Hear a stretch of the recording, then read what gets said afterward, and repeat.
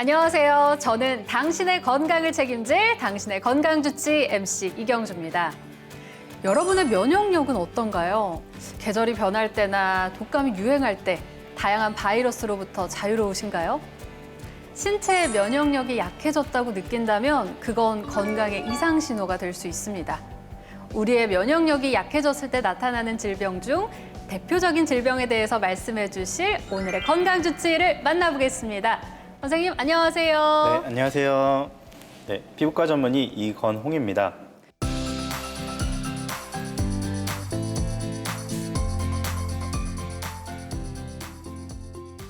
선생님, 오늘 말씀해 주실 내용은 무엇인가요? 네, 바로 대상포진입니다. 대상포진, 너무 궁금했는데요. 도대체 어떤 질병인지 설명해 주실 수 있을까요? 대상포진이라고 하면은 많이들 아시고 계시는데 피부에 물집이 잡히는 질환이긴 합니다. 하지만 그냥 물집만 잡혔다고 다 대상포진인 것은 아니고요. 물집이 피부의 한쪽, 몸의 한쪽에만 잡히면서 통증을 같이 동반하고 있는 질환을 대상포진이라고 정의하고 있습니다. 아, 그렇군요. 네. 대상포진에 대한 다양한 궁금증을 진실 혹은 거짓에서 자세히 알아보겠습니다.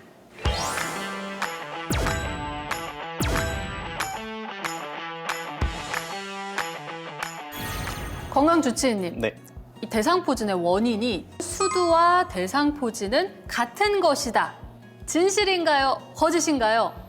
네, 진실입니다. 원인 바이러스가 같기 때문에 진실이라고 말씀드리는 것이고요. 그런데 임상 증상으로 수두는 전신에 다 퍼지게 되고요.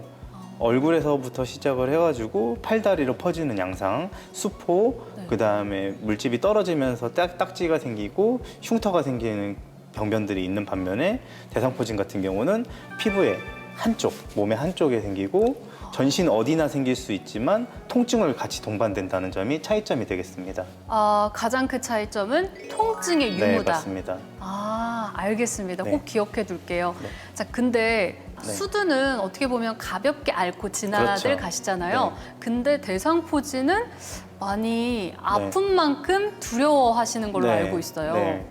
수두 같은 경우는 어렸을 때 많이 걸리는 가벼운 전염성 질환입니다. 그래서 어떻게 보면 심한 감기가 피부로 왔다라고 얘기할 수 있을 정도로 흔히 걸리는 질환인데 반면에 대상포진 같은 경우는 똑같은 바이러스가 원인이 되더라도 상대적으로 면역력이 떨어진 건강 상태가 많이 안 좋아진 성인에게 생기는 거기 때문에 차이가 있는 것이죠. 아, 그냥 수두는 피부에 온 감기 정도. 네. 그렇지만 대상포진은 굉장한 통증을 동반하는 질병이다. 네. 아, 알겠습니다. 자, 궁금증 중에 또 다른 한 네. 가지입니다. 대상포진은 항상 통증을 동반한다. 진실인가요? 거짓인가요? 네, 진실입니다. 대상포진은 통증이 없는 대상포진도 있지만 확률상 매우 낮게 되고요. 통증이 있어야만 대상포진이다라고 할 수 있을 정도로 진단 기준에 그렇게 들어가 있을 정도로 대상포진의 통증이 심합니다. 통증이 어느 정도 심하냐면은 심하게 겪어본 분들 같은 경우는 이거는 네. 여성분들은 아기 낳는 통증에 비할 정도다. 아니, 그 정도로 아프다고요? 예, 심한 경우에 그렇습니다. 대부분이 나이가 들어갈수록 통증이 비례하게 되거든요. 네. 그래서 노인분들 같은 경우는 통증 때문에 몇십 년 이상 고생하는 분들도 계실 정도로 처음에 진단을 되게 잘 받으셔야 됩니다. 나이가 들수록 이 통증도 비례한다. 네. 아, 꼭 알아두겠습니다. 선생님, 대상포진 네. 걸리면 수건도 같이 안 쓰는 가족분들이 계세요. 맞죠. 또 요즘 이런저런 바이러스가 유행이다 네. 보니까 네. 이 부분 안 짚고 넘어갈 수가 없는데 네. 대상포진은 전염된다. 이 부분은 진실인가요? 거짓인가요? 반은 맞고 반은 틀린 사실입니다. 전염이 될 수도 있고 안 될 수도 있다? 상황에 따라 다른데 면역력이 떨어져 있는 중증 환자 그리고 수두를 앓지 않았다. 원인이 수두랑 같기 때문에 수두를 앓지 않아서 면역력이 없는 2세 미만의 소아 2세 네. 미만이라고 하는 거는 예방접종을 받지 않았기 때문에 그렇습니다. 그리고 신생아 같은 매우 어린 아이 이런 사람들이나 또는 임산부 이런 사람들에게서 대상포진이 대상포진으로 가지는 않고요. 대상포진이 수두로 옮길 수는 있습니다. 그래서 이게 수포를 뭐 터진 수포를 만졌다거나 같이 있는 공간에서 뭐 공기 중으로 전염이 됐다라는 보고는 있겠으나 네. 같이 생활하는 사람이 면역력이 정상인 일반 성인이라고 하면은 전염력이 없는 것이 사실입니다. 면역력이 약할 것 같은 대상하고 같이 이제 살고 계신다 그러면 네. 이왕이면 수건은 같이 사용하지 않는 게 좋겠네요. 네, 맞습니다. 네, 알겠습니다. 명심해 두겠습니다. 네. 대상포진에 대한 다양한 궁금증들 해결해 봤습니다. 자, 이번에는 대상포진에 대한 원인과 증상에 대해서 맞춤 진료에서 알아보겠습니다.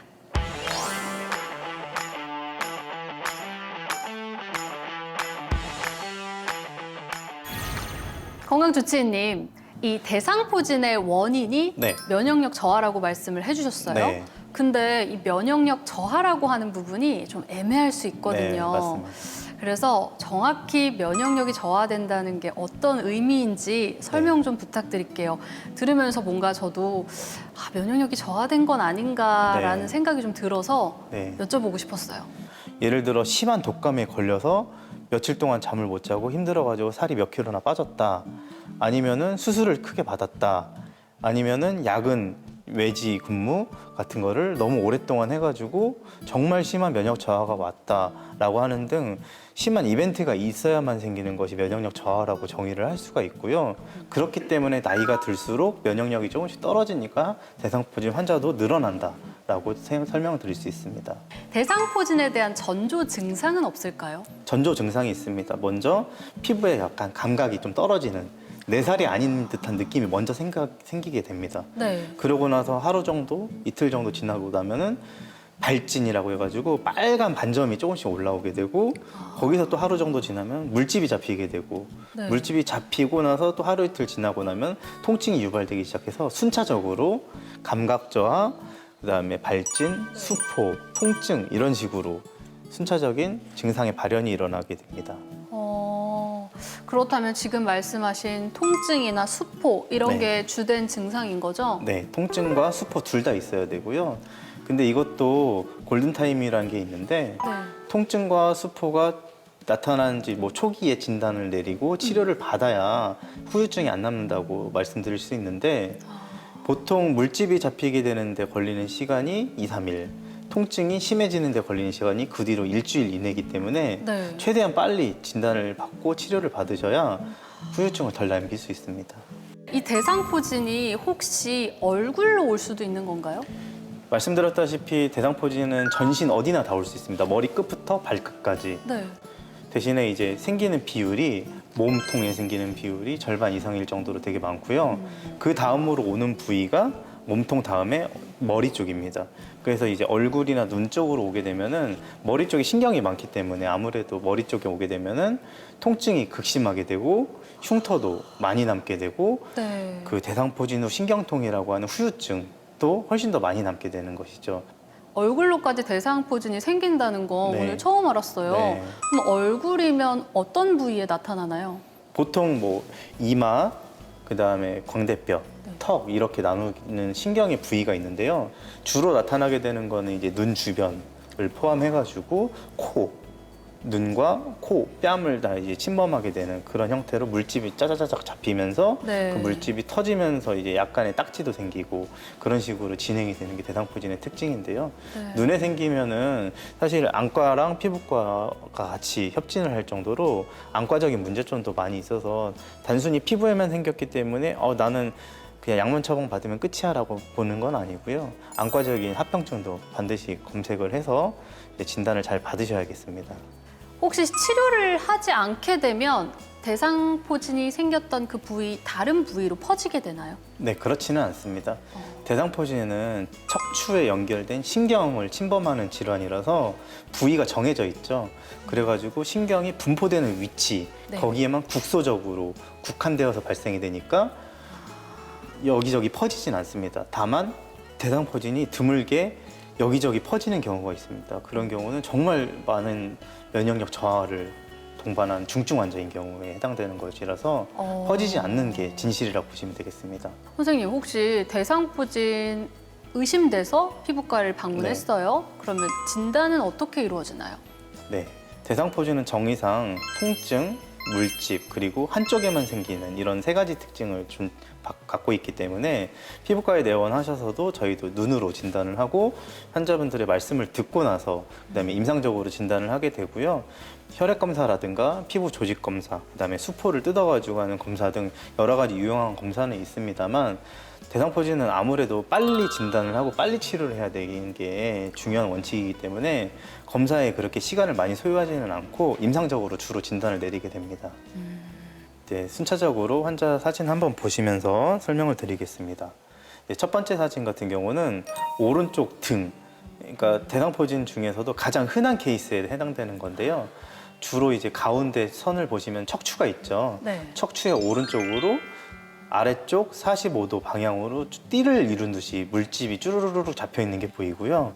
군집성수포라고 해가지고 날개뼈, 날개 쭉지라고 하는 그런 날개뼈에 어깨 축지 같은 이런 데 부위를 보시면은 물집이 많이 모여 있는 것이 관찰이 됩니다. 환자 같은 경우는 통증을 처음에 호소를 했을 때 신경통을 호소를 하게 되는데 신경통이 생기는 부위가 척추의 뿌리, 등에서 시작이 되는 거기 때문에 등에서부터 찌릿찌릿한 증상이 오고 그 다음에 가슴까지 통증이 왔다라고 하는 그런 증상을 호소하신 그런 분의 케이스였습니다. 네.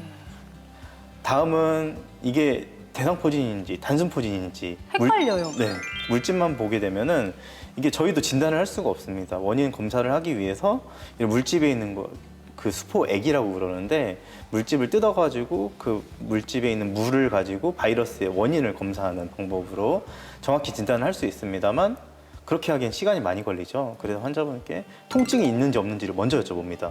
이 부위는 왼쪽 견갑골에 위치해 있잖아요. 네. 날개뼈. 날개뼈와 가슴, 겨드랑이 밑쪽으로 통증이 있는지 없는지 만약에 통증이 있더라도 전혀 관련이 없는 부위인 목에 있다 아니면은 손가락에 있다라고 하면은 아 이거는 단순포진이지 대상포진이 아닙니다라고 말씀드리고 대상포진이라고 하면 이 부위 같은 경우는 네. 갈비뼈 심지어 뭐 심하게 이어져서 앞으로 온다면 배꼽까지 통증이 이어질 수 있는 그런 케이스라고 보시면 되겠습니다. 환자분들은 이 대상포진의 통증에 대해서 구체적으로 어떻게 설명을 하시는지 궁금해요. 어떤 분들은 뭐 심할 때는 아기 낳는 정도의 통증도 있었다고 말씀하시는 분들도 있고 그 신장에 결석이 있을 때 요로결석이 있을 때 통증과 비슷하다고 얘기하시는 분들도 있는데 대상포진의 통증이 특징이 하나 있습니다. 신경통이거든요. 신경통이라는 거는 척추에서 나온 신경이 피부로 올라온 거기 때문에 주기적으로 신경을 타고 찌릿찌릿한 듯한 통증이 있습니다. 예를 들면 30분, 1시간 간격으로 전기 오듯이 또는 불타듯이 아니면 간지럼 피듯이 아니면 누가 긁듯이 아니면 칼로 찌르듯이 아니면 후벼 파듯이 톱질하듯이 통증 양상이 정말 다양하거든요. 진짜 듣기만 해도 막 찌릿찌릿할 정도였는데 네. 통증 혹시 패턴이 있을까요? 하루 종일 아프기도 할까요? 이게 뭐 잘 때는 사실 통증에 대해서 잘 못 느끼잖아요. 근데 신경통이니까 주기적으로 오게 됩니다. 주기적으로 오고 그런 말씀드린 패턴이 있게 되고 그래서 밤이건 낮이건 상관없이 통증이 계속 오게 되고 한두 시간, 30분 이렇게 정해진 인터벌을 두고서 통증이 반복이 된다라고 말씀을 드릴 수 있습니다. 이렇게 극심한 통증이 수반되는 대상포진 어떻게 치료할 수 있는지 주치의 특급 처방에서 알아보겠습니다.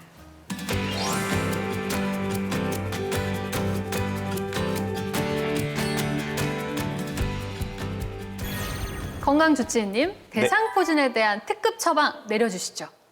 사실 대상포진의 치료는 빠른 진단이 치료라고 말씀드릴 수 있을 정도로 얼마나 빨리 진단을 받아서 얼마나 약을 빨리 썼냐에 따라서 후유증이 남느냐 안 남느냐가 갈리거든요. 그래서 물집이 잡히고 피부에 뭔가 생기고 나서 48시간, 72시간, 그러니까 2, 3일이죠. 네. 2, 3일 내에 빨리 약을 투약, 대상포진의 원인인 바이러스를 죽이는 약을 빨리 쓰게 되면은 후유증을 거의 안 남길 수도 있습니다. 근데 주변에 어르신들 보면 네. 그냥 좀 증상이 있다고 하더라도 병원 안 가시는 분들 많거든요. 네. 이렇게 병원을 안 가면 어떻게 돼요?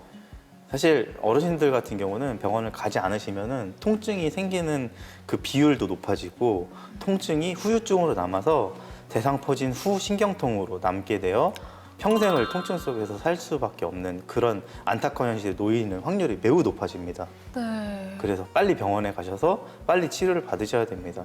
사실은 젊은 사람들은 상관없는데 어르신들은 돈 걱정 때문에 못 가시는 분들도 많거든요. 근데 이게 약이 아무리 비싸고 치료법이 좀 어렵더라도 다 건강보험이 적용이 되니까 최대한 빨리 골든타임을 지키셔서 병원에 내원하시는 것이 우선순위겠습니다. 그럼 치료 방법은 약을 먹는 건가요, 선생님? 네.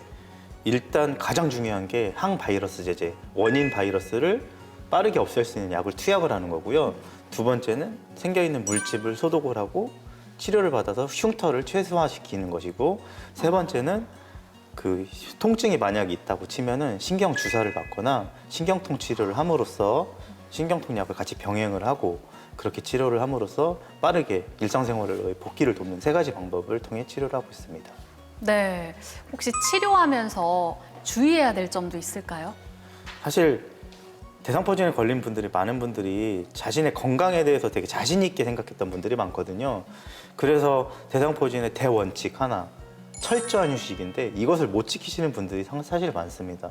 철저한 휴식이라고 하면은 그냥 회사에 그냥 출근을 안 하고 그 다음에 집에서 잠 푹 자고 이렇게 생각하시는데 그게 아니라 산책도 하시면 안 되고요. 그냥 산책 괜찮다고 말씀드리면은 그냥 호수공원 이런데 열 몇 바퀴 도시는 분들도 있고요. 실제로 그렇습니다. 그리고 등산하시는 분들도 있고 난 네. 쉬었으니까 회사에 안 나갔으니까 등산하시는 분들도 있고. 그냥 회사 안 가면 우리가 쉰다고 생각을 네네네. 하니까요. 철저한 휴식입니다. 수면을 하루 12시간 이상 취한다. 난 진짜 침대에 누워서만 살겠다. 아니면은 정말 단백질 위주의 식사를 정말 배부르게 먹고 정말 푹 쉬겠다라고 생각하시는 그 대원칙이 너무나도 중요한데 많이들 못 지키세요. 네, 맞습니다. 정말 아무것도 안 하고 쉬는 거. 그거야말로 잘 쉬는 거네요, 선생님. 네. 알겠습니다. 이렇게 잘 먹고 잘 쉬면 금방 좋아지나요? 예, 젊은 사람들 같은 경우는 보통 회복 기간을 2주 이내로 잡습니다. 아무리 길어도. 빠르게 나으신 분들은 약만 잘 드시면 일주일 이내로도 낫게 되고요. 네. 고령인 경우는 잘 쉬시면은 보통 이제 3주에서 4주. 근데 이 원칙을 지키지 않으면 3주, 4주의 통증이 3년, 4년으로 넘어가고요. 치료를 아예 하지 않으면 30년, 40년으로 길어지게 되는 것이 무서운 대상포진입니다. 들으면 들을수록 정말 무섭네요, 대상포진. 이 대상포진 아까 합병증에 대한 이야기도 하셨잖아요. 대상포진으로 인한 합병증은 어떤 게 있을까요?